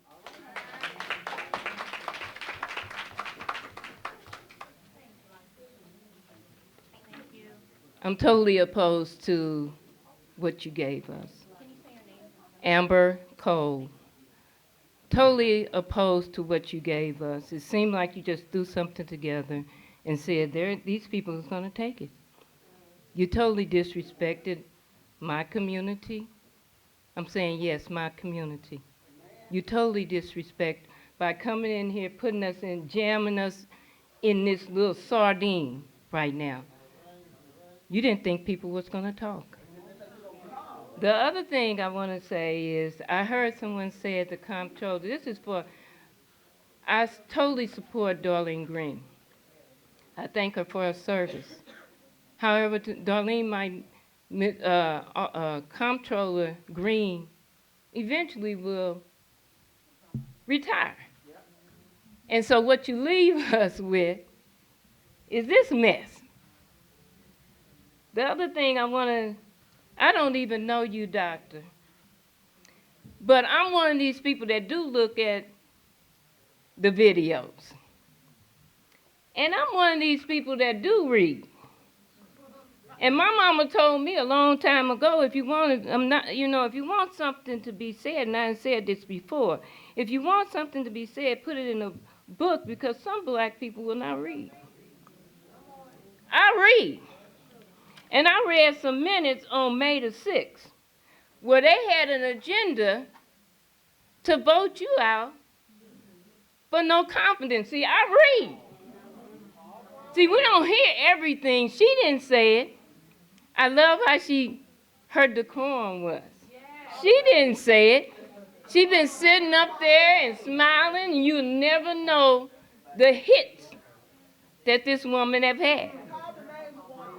Oh, I tell you, Mr. Vice Chairman Sheldon? Raise your hand. Sheridan. Voted her out for no confidence. Move. Then said Vice Chairman Sullivan. Then moved for voted of no confidence in the chair and the commissioner. See, you need to pull this. It's on the internet, people. It's no reason for you not to know some of this stuff that's going on. Public record. Then, the only thing she was asking for, which amazed me, she said, I just want accountability. I don't want you to be giving the people the same thing, basically the same thing you've been giving them. She said, I recommend that the commissioner today determine the following. How would you work in groups to engage the public? She said that.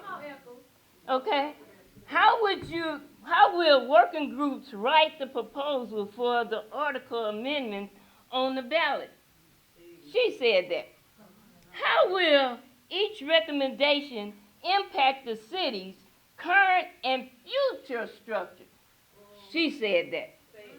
How will the recommendation and accountability for the citizens of St. Louis? She said that. I'm not going to go over all them other stuff that y'all been talking to. Doctor and pastor, reverend, already spoke about that. We already know that. But I'm looking at this, and this is a document, and that's what y'all doing to one another. Just like the senator said, no wonder it's dysfunction around here. When you look at the Board of Aldermen meetings, no wonder it's so dysfunction. And people turn around, don't want to vote no more. I'm encouraging, the other thing that they said, I heard somebody say, 60% of the people voted. Well, what is 60%? It wasn't y'all. So when you complain, North Side, you can't be tired. You cannot get tired of well doing. You got to keep on doing it over and over, and you got to voice your opinion and what you feel for your neighborhood. Stop letting people take control over your neighborhood. This is your community. I am Pastor Amber Cole, and I'm Rosie Crenshaw's daughter. Thank you.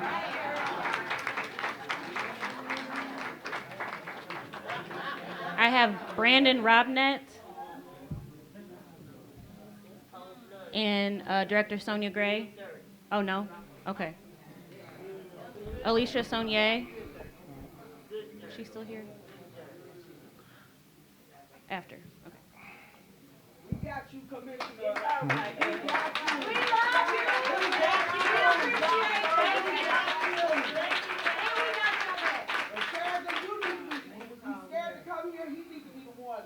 You all need to vote him out.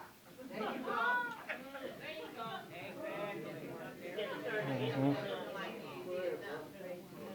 All right. All right, so I know our senator and my state rep have said it like nobody other, all of y'all, all the way up to Reverend Gray, and y'all have been saying it.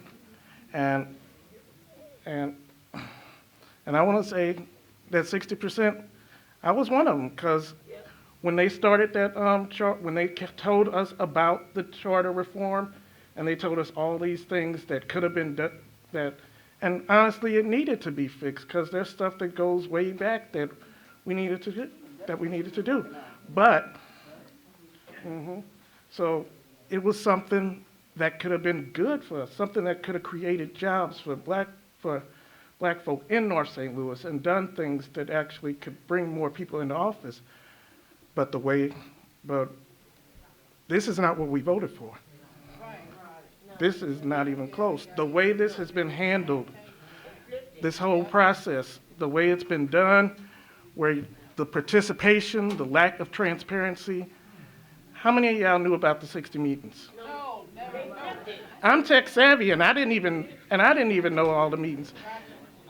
When y'all do the bare minimum of transparency, it doesn't allow us to participate.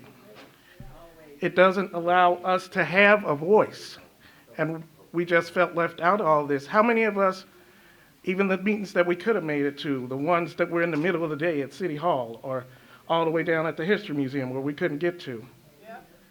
And if we had been allowed to have a voice, we honestly would not be here right now. We wouldn't be sitting here cramped into this room where apparently y'all didn't expect this many of us to show up, or you didn't want us to.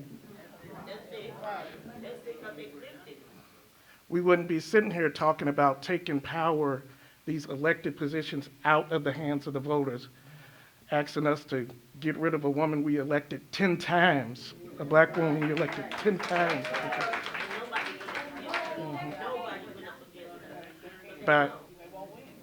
And it seems like it's almost like you don't want us involved in the process, and that's what it should have been. I don't think the people who actually formed that, who made that bill, that can't be what they wanted. And so, yeah, we need reform, but this is not what we need to be doing. So we need to keep getting out here. We need to have our voices heard in all of this, and it's not what. And I know it's hard to come every day, so I will give y'all credit for, I appreciate you all actually willing to be a part of this. But even the selection committee, I mean, even the way it was selected, they had people give the opportunity to send an application in, but then you had to talk to your alderperson and see if it was recommended on their behalf. How many people can send a message to the alderperson and then expect them to talk to the other people on that board? So it was like, it seemed like nothing in the process was reflected of us. And yes, you did what you were required to do, but nothing more. That's like the bare minimum of what you were supposed to do. And so this process cannot go on without input from us. So it's not too late to go to to do things the right way. If we have to table it, if we have to table the change, if you all have to go back to the table, if we have to come back in another 10 years, like the law says, in order to do something that's going to be right for every part of the city, not just on the south side where some of us live, or here where some of us grew up and where we want to put roots, where we want to raise our children, and we want to have get all the amenities, everything that people in Southside and Central West End can have. We actually want the next generations coming after us to actually have a better future in this city, and that starts with good government and a transparent government that's everything is in the hands of the voters. Thank you.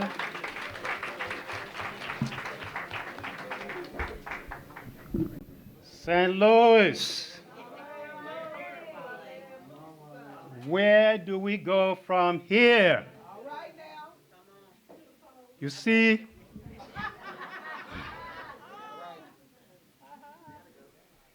we live in a country that has never accepted equal human rights. Even the Constitution the people that wrote the Constitution referred to Native Americans as savages. They refer to African Americans as 3/5 of a human being. Now you try and figure it out. Who the heck is 3/5 of a human being? And today, African Americans are the only ones anywhere on the face of this earth you got to pass a Civil Rights Act every 15 years. And then spend the next 15 years defending it, trying to preserve it. This is an insult to every black man and woman in this community who ever stood up for their rights that were denied. Every time we make some progress, it is time to change the rules. It is time to bring a Trojan horse. Oh, we want to upgrade and reform this. We are not opposed to reform, but not at the expense of the rights and humanity of black people in this community. And we want this to be taken back. We're not going to stand for this shit. Okay? You are expecting me to be civil while you are stripping me of my very humanity. And then you want to call that progress. That's bullshit. And I want to put it this way. I'm going to put it this way. Took over 150 years for black people to get one of those spots on the board of ENA. Ain't nobody ever talked about all these white politicians who were controlling the ENA and making decisions decade after decade after decade. Nobody questioned. Nobody proposed. Let us change what we call them. But when it comes to black people, all of a sudden, some slicks are going to come in here. And you know what they say? Oh, we want transparency, while they're sticking a knife in our backs. Let me tell you this. This is a Trojan horse. We are not going to be fooled. It's just, I'm going to give you another example real quick. We have a congresswoman who stood up in Washington, D.C. and called for peace. Stop killing men, stop killing women and children by the thousands, industrial scale. And then some people, some lobbyists out of D.C. now want to tell us, oh, we know this guy named Wesley Bell, and you know what? We're going to give him all this money because he's going to do better, bought and paid for. But guess what? They are spending millions on TV right now trying to convince us that, you know what? This guy who refused to prosecute the police officer that killed Michael Brown, he refused to prosecute that police officer. Somehow, that is the person that is good for us. So I'd like to say this in closing. We refuse to be fooled. Darlene Green's position, her title, is non-negotiable. Take it back. We are not going to stand for Darlene Green somehow being put in a catch-22 or catch-44, whatever you want to call it. You want to kind of ease her on out under the guise of progress. We're not going to stand for you changing the ENA at a time when we have 2 black votes on there who are working together to improve the conditions in this community. You've always had 3 votes. They ran the city, control almost $1 billion in budget. Now that you have 2 out of those votes with responsible black people, because we used to have 2 for almost 20 years, and one of them was a joker, a joker. The only problem he had was he couldn't work with Darlene Green. Now we have 2 responsible votes. All of a sudden, we got to abolish it. Darlene Green's position is non-negotiable. We'd like for you to please take it back. do not bring to this community that you're going to eliminate Darlene Green's position and expect there to be agreement in this community. Take it back, let them know. Is there anyone in here that supports eliminating Darlene Green's position? Oh, no. If you support keeping Darlene Green's position, can you please raise your hand in this particular community here right now to keep her position?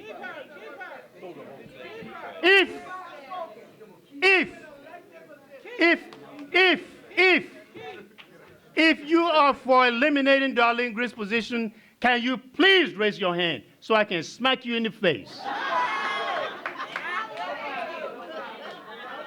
You ain't got to talk about this. I got to go.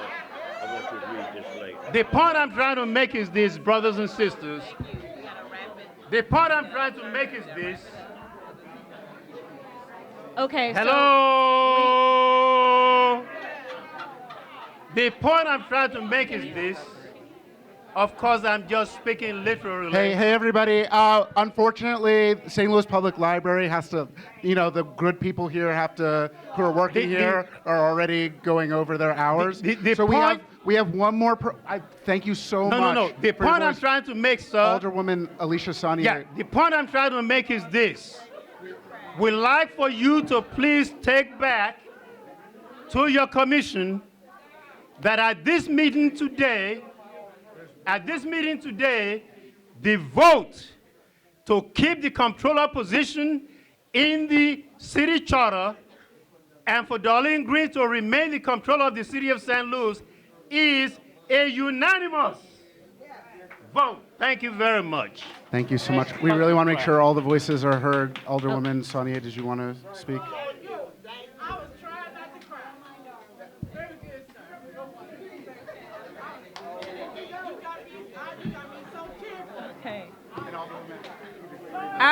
I'm going to be really, really quick. First of all, I just want to start, that's okay, I can wait. First of all, I'm Alicia Saunier, and I have the pleasure of serving as the Alderwoman of the 7th Ward, and I want to start by thanking all of you all for coming out tonight. You could have been doing anything else, and you're here tonight, and so I first just want to thank you for being here. Secondly, I want to give a shout out to Darlene Green, who's been in service for 34 years, and is someone who I've talked to since my school board days, since I served on the Board of Education, who I've talked to many times. I want to also thank the commission members for giving your time, giving your efforts, giving your thoughts. I haven't had the time to watch every meeting, but I would like to believe that what you were hoping to do was to address some of the issues that all of us in this room are aware of. And while many of the comments have been focused on things that folks disagree with, I would like to talk about some of the things that I do agree with. So first of all, there are 9 other women on the Board of Aldermen that I have the pleasure of serving with, and I want to thank every single one of them. And one of the changes that are proposed is to update the language so that it's not just Board of Aldermen, but also gender inclusive of Alderwomen. And I think that's really, really important that I give my support to that. I also really want to give my support to one of the recommendations that's actually going to be on your ballot, because the Board of Aldermen has voted for it and will continue to have that conversation. And what that will be is the power for the Board of Aldermen to make additions to the budget. So right now, the Board of Aldermen has a budget committee. We sit for hours, at least 2 months, from 9 a.m. to 1 p.m., Monday through Thursday. We are meeting and listening to departments, and we only have the power to make deletions, but not additions. And so this would allow us, our recommendations to ENA would not just be subtractions, but would be additions. I think that's really important because as the person who's a veteran alder, but gotten to serve on a committee, I was able to advocate for us to give more funding to the refuse department so they could reach everywhere that they needed to be, so that they could address some of these vacant and dilapidated areas, so that they could get the overtime they worked. And we also, right now, the folks who are running this meeting are St. Louis Television with the communications division, and they actually ran out of money last session, and we had to end some of our meetings at 5 p.m., which made it inaccessible to a lot of folks at home. So I also was able to advocate for them to get funding. The Board of ENA, all 3 of them, President Green, Mayor Jones, and Comptroller Green, supported all of those things, but I think that the process could be streamlined if we could start by making our additions and our subtractions. And then the third thing that I really want to talk about that is also going to be a popular topic is the power to restructure departments. I think when you live in the city, if you drive the streets, if you try to walk the streets, if you try to bike the streets, you know that pedestrian safety is at an all-time high, and it's even worse on the north side. And one of the proposals is for Department of Transportation, which I'm in support of, but I don't think we have enough time between now and election time to flesh that out. So what I would like to see is something that gives the Board of Aldermen the power to restructure departments, but put it back up through our public legislative process. So I wanted to make sure that I put those things out there. And the other thing that came out tonight that I couldn't get in front of the public and not talk about is the importance of oversight. Because you guys are absolutely right. We need processes like this. We need voices. We need input. We need someone outside of city government or part of city government that can help hold us accountable. I think there's a lot of ideas about what that could look like. I don't have the answer for us tonight on what that is, but certainly we have a deep need for oversight. All you have to do is see the DFOB board or the Civilian Oversight Board, and you will see, okay, there's a need, there's a problem here. And so I wanted to advocate for all of those things and anything that strengthens people's right to vote, that strengthens people's access to democracy, that can make it so that more black voters, so that more young voters, so that more folks who represent democracy have a place in the process. But I just want to end on thanking you all for being here, for letting you know that we are not done, for encouraging you. If I'm your alderwoman, send me an email and tell me what you think about the meeting tonight. If you want another meeting in this community or any other community, send emails. Say that's what you want so that we can know what you want and we can advocate for them. And I just want to thank you all for letting me come before you tonight. Thank you. Can I have a motion to adjourn? Just before we do that, Yeah. I want to make it clear that we'll leave this place tonight. May I have your attention, please? We'll leave this place tonight. We will deliberate on everything we've heard you share before we send anything to the Board of Aldermen for their approval. They will then deliberate, and they may change everything we submit and put it on the ballot. So we will discuss what's been submitted tonight as a commission before anything goes to the Board of Aldermen. If you have more comments, our emails, they were on the screen. Are they? Please reach out to us or anyone on the staff. Thank you. So did you second it, Commissioner Crossland? Did you second? Okay, Second. thank you.